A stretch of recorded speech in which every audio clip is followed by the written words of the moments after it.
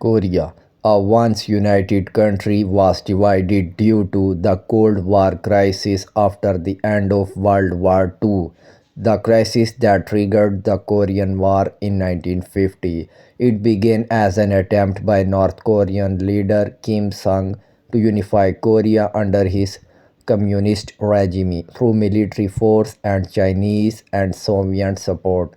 The war lasted for 3 years until 1953. Since then, North Korea has been regarded as an authoritarian and ruthless country in the 1970s. More than a decade after the Korean War, North Korea tried to rebrand itself as a prosperous and well-developed country. They started ordering modern equipment and machinery from the West. During that period of development, Sweden began to see North Korea as potential market. In 1975, Sweden became the first Western country to establish embassy in Pyongyang. Several Swedish companies were willing to export their products to North Korea.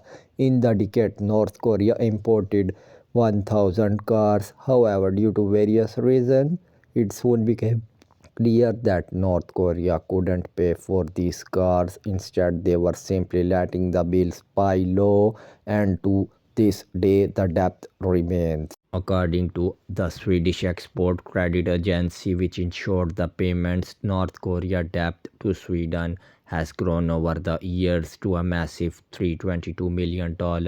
Some reports said that North Korea actually intends to pay for it but has not been able to because of economic difficulties.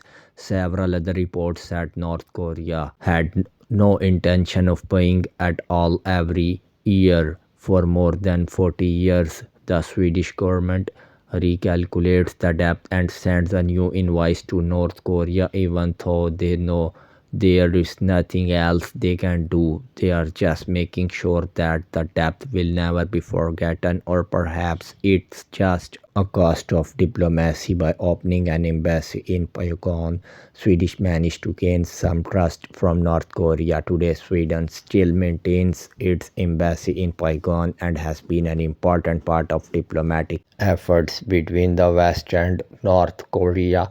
If you want more historical stories, don't forget to subscribe.